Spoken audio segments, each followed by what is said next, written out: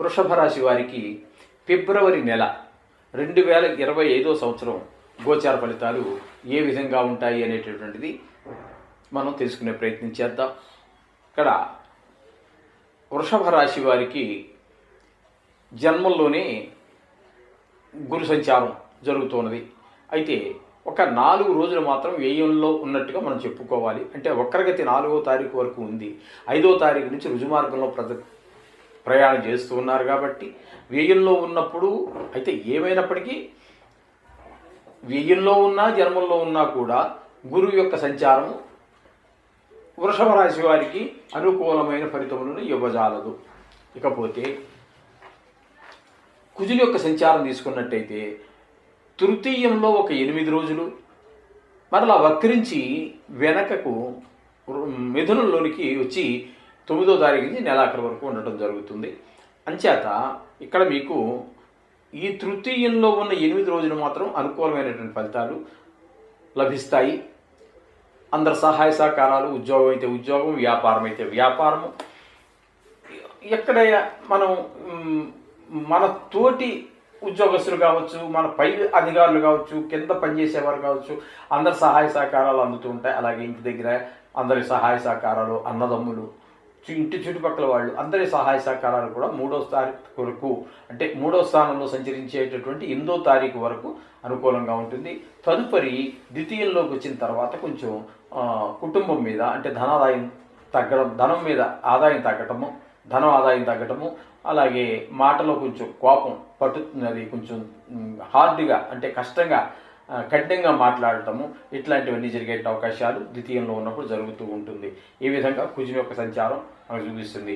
అట్లాగే 5వ స్థానంలో కేతు సంచారం జరుగుతుంది.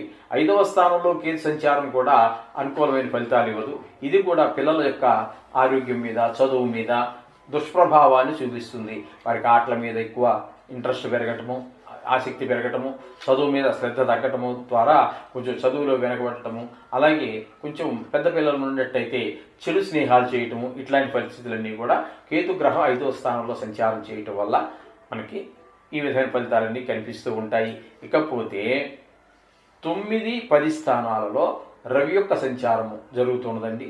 రవి యొక్క సంచారం 12వ తారీఖు వరకు 9వ స్థానంలోను, తదుపరి 10వ స్థానంలో మిగతా రోజులన్నీ కూడా, అంటే 13 నుంచి రవి యొక్క సంచారం జరుగుతోంది.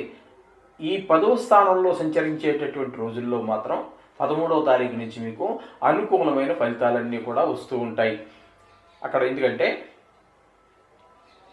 10వ స్థానం కాబట్టి అక్కడ 10వ స్థానంలో మీకు ఉద్యోగపరమైన విషయాల్లో కొంచెం ప్రమోషన్ రావటము, కష్టానికి తగిన ఫలితం రావటము, వ్యాపారం కనుక అయితే లాభాలు రావటము, అలాగే ముఖ్యంగా ఆరోగ్యం బాగుండటము, ఇట్లాంటివన్నీ 10వ స్థానంలో సంచారం చేసేటప్పుడు జరుగుతాయి.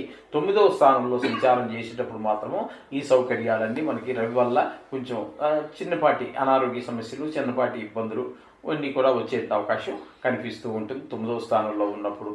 ఇకపోతే బుధుడు కూడా 9, 10 స్థానాలలోనే సంచారం చేస్తూ ఉన్నారు. ఇక్కడ 9, 10 స్థానాల్లోనే బుధుని యొక్క సంచారం కూడా జరుగుతోంది. ఇక్కడ మీకు 9వ స్థానంలో బుధుడు కూడా అనుకూలమైనటువంటి ఫలితములను ఇవ్వజాలడు. అంటే కొంచెం ప్రతికూలమైనటువంటి ఫలితాలే ఉంటూ ఉంటాయి. 9వ స్థానంలో ఉన్నప్పుడు ఏంటంటే కొంచెం వాహన సౌఖ్యం ఉండదు. అట్లాగే తండ్రి గారి వయసు కలిగినటువంటి వారి ఇంట్లో ఎవరైనా ఉన్నట్టయితే వారికి కొంచెం ఆరోగ్యపరమైనటువంటి ఇబ్బందులు కలిగే అవకాశం ఉంటుంది. అలాగే 10వ స్థానంలోకి వచ్చిన తర్వాత వ్యాపారం చాలా వృత్తి ఏ వృత్తి అయినా కావచ్చు, అదేంటే వ్యాపారం అయితే సొంత వ్యాపారం కావచ్చు, లేదా ఎవరి దగ్గర పనిచేస్తూ ఉండొచ్చు, లేదా గవర్నమెంట్ ఉద్యోగం కావచ్చు, ఏదైనా సరే వాళ్ళందరికీ కూడా 10వ స్థానంలో వృత్తిపరమైనటువంటి ప్రోత్సాహం తప్పకుండా లభిస్తుంది.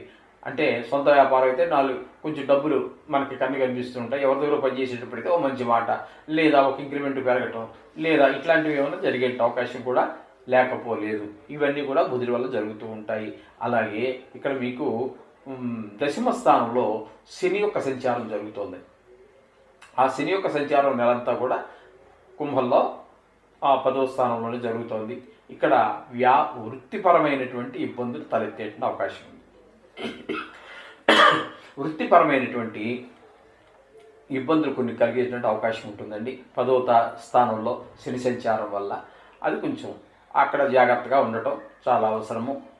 ఇకపోతే 11వ స్థానంలో శుక్రుడు రాహు 2 గ్రహాల యొక్క సంచారం జరుగుతోంది.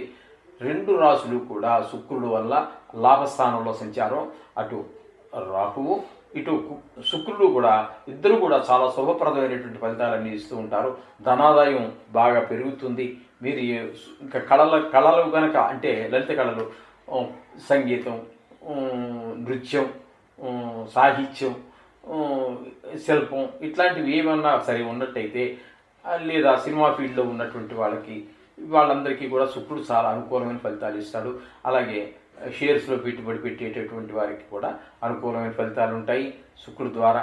అలాగే రాహు కూడా అక్కడే ఉండి ఆయనకు తోడుగా ఉండటం ద్వారా మీకు చాలా శుభప్రదమైనటువంటి ఫలితాలన్నీ కూడా మనకి ఇక్కడ చక్కటి ఫలితాలన్నీ కనబడుతూ ఉంటాయి. ఇక్కడ ఈ విధమైన ఫలితాలన్నీ కూడా సినిమా ఫీల్డ్లో ఉన్నవాళ్ళు కానీ దేనిలోనైనా మీరు ఇన్వెస్ట్మెంట్ చేయాలి అనుకుంటే మాత్రం వెనకాడవలసిన పని లేదండి.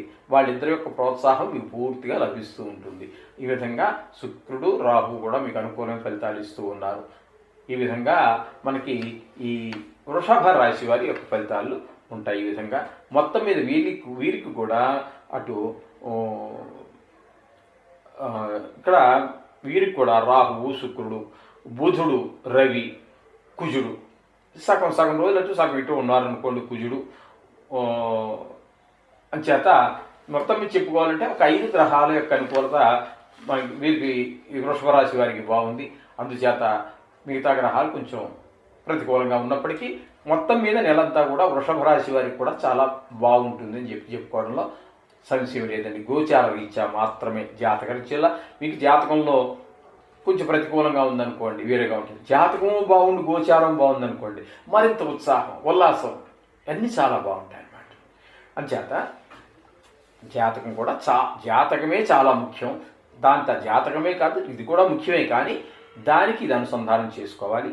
జాతకాన్ని నిష్ణాతులైనటువంటి పండితుల చేత చూపించుకోండి. ఈ విధమైన ఫలితాలన్నీ కూడా మనకి వృషభ రాశి వారికి కలుగుతాయి.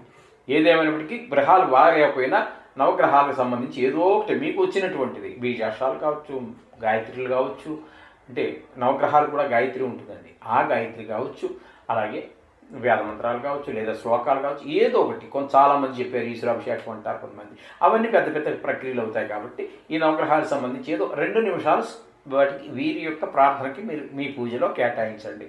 చక్కటి ఫలితాలన్నీ పొందుతారు.